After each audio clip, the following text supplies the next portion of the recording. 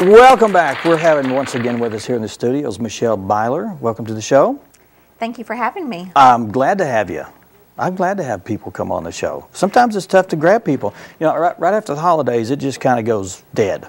And you got to really look for guests. But there's a lot of organizations out there that are still doing things every day of the week, always doing something. And you want to talk about your caregiver support group and also your monthly meetings? That's right. Yeah. During the holidays, of course, a lot of people stop coming to the meetings, and so I want to let people know that they are available. We meet the first Wednesday of every month at 11:30 at our main building. That's at 1510 Rock Springs Road, and this is a caregiver support group that's open to any caregiver of an elderly person. It doesn't have to just be someone who is a caregiver of someone with Alzheimer's or dementia. That's what people usually think of. But you know, you may be taking care of someone who has had a stroke or has heart problems or diabetes or anything else really under the sun. And really the definition of a caregiver is that you are spending some portion of your time taking care of this person. Maybe you're taking them to the doctor, maybe you're running errands for them. Maybe they're in a nursing home, but you're going over there to see them several times a week. And it can be draining on you as an individual. You find that you're not taking care of yourself like you should because you're spending all of your time and energy taking care of this other person. And that's why we have these groups, is we want people to come together, have a time to be refreshed, to be with other caregivers and see the kind of suggestions that they have for them, find out more about what programs are out there to help them. It's just a really good time to take that time for yourself, and by taking care of yourself, you're a better caregiver to the one that you're caring for. Yeah, it's like you're the person in the trenches that no one knows or sees what you do, and you you get wore down from that if you don't. I mean, we all need to be encouraged and appreciated, and a lot of times that goes without being said sometimes, because you're the first line defense on caring for that person, and the focus is totally on them, and it kind of drains you. So you need that rebound, I guess. Well, and whenever you're taking care of someone else, people will stop you in the store or at church or wherever and ask you how that person is, but most of the time they don't think to ask you how you're doing. Yeah. And that's what we're here for, is to ask you how you are doing and what can we do to help you. Now, this is a year-long, is it once a month meeting? Yes, we meet every month on the first Wednesday of the month at 11:30. We also have a group that meets in Flippin on the first Tuesday of the month at 1 o'clock at the Senior Center there. And then for the Mountain Home audience, there is a group that meets on the fourth Friday of the month at 3 o'clock. Now, both of those groups are for Alzheimer's caregivers, but this group in Harrison is for any caregiver of an older person. Yeah. Now, this agency is funded, or is it grant money, or is it totally self-sufficient, or how's it both? As much as you can get? Yeah. Both state funding and grants, and the caregiver program that I do is a grant-funded program. Okay. So great for the grants. When you have these meetings, do you talk about specifics? Like, do you talk shop about each individual situation? Like, the person I care for has this problem. Has anybody ever had that before? What do you do? Is that the kind of get together I come in and I bring different articles that I have seen that can pertain to several situations, and we may or may not get to all of those. We let everybody talk about what it is that's been going on in their own lives in the past month and brainstorm and work from there, but we make sure that everybody has an opportunity to share and that we don't have just one person monopolizing the time. And I would assume that in a meeting like that new problems come up all the time, something that's never been experienced before. Is that right? That's right.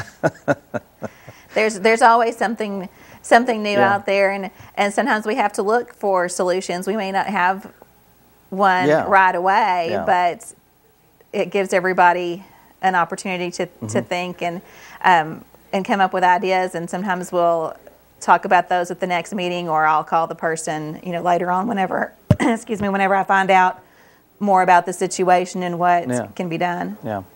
Are you looking for people to help in the organization, volunteers, or? Most of the volunteers that we have work through the senior center. Okay. They're always looking for people who can deliver the home-delivered meals. Yeah. We are going to have the senior games coming up pretty soon. Part of the games will start in April, and the big track and field is in May, on the first Thursday in May, which it's actually going to be at Harrison High School Stadium this year. That's a new location for us. We've always been at the junior high, and we look for people to volunteer to help us with that as well. And so, yes, there are some volunteer opportunities. All right. And you said that your meetings meet how often? Once a month, and what day of the week? The first Wednesday of every month at 11:30, and so February the 6th will be the one for this coming month. Also, the Adult Day Center is available during that time. So if you're caring for somebody and they can't be left at home, you can bring them to the Adult Day Center. They will feed them. They'll take good care of them. It's a good chance to see that facility and to see what all they have there. Dee Riddle, who is the director there, is just a wonderful human being. She's an absolute angel, and everybody over there is wonderful and will take really good care of them. And a lot of people don't know about the Adult Day Center. We're really lucky to have that in our community. Over in Washington and Benton counties, there's maybe 2 or 3 facilities, and that's a much larger population than what we have here. But over here we've got the Adult Day Center in Harrison, and we've got Baxter House and Mountain Home. Now you meet there, that's a daily thing. I mean, elderly people can meet there. Now, where's that building at? Is it next to the Chamber of Commerce building? No, the Senior Center is on Rock Springs Road, just down from Shoney's closed location. The closed location. Yeah, I know where you're at. Yeah. But on the opposite side of the road, it's in with the Senior Center. Okay. Do they have morning get-togethers every day? I mean, what do they do? The Adult Day Center is open every day, all day long, from 7:30 to 5, to be able to take care of people while you work or while you have errands to run, anything like that. It's people who don't really need to be by themselves, but they're not ready for permanent placement. They're not really ready yet for assisted living or a long-term care facility. Like every program like that has a go-between. You go from this point to this point, but there's a place in the middle to help out. That's right, and it's a lot less expensive to go there than what it is to hire someone to come into your home. Plus, it offers the socialization that you need, and the Medicaid waiver programs will pay for someone to go there also. Well, Michelle, we thank you for coming. Is there anything you want to add to? I was just going to briefly mention that we always help people with Medicare. The people who can still make changes right now are, if you have a Medicare Advantage plan and you're not happy with it, you can drop that plan and go back to original Medicare, but you can only do that through February the 14th. That's your last chance to do that. The only other people who can make changes this time of year are people who get extra help, which means that they're paying less for their prescription plan and paying less on their medicines. Is there a benefit for doing that? For changing the Medicare Advantage. Sometimes you have gotten a Medicare Advantage plan and then discovered your doctor doesn't take it. Okay. So it depends on your outside situation, Right, or the hospital doesn't take it, that sort of thing, and you need to go ahead and go back to original Medicare. You've just got this really short window. So you have till February the 15th or 14th. Till Valentine's Day. Till Valentine's Day. And then once you switch, can you go back? You can whenever. But you can't go back after.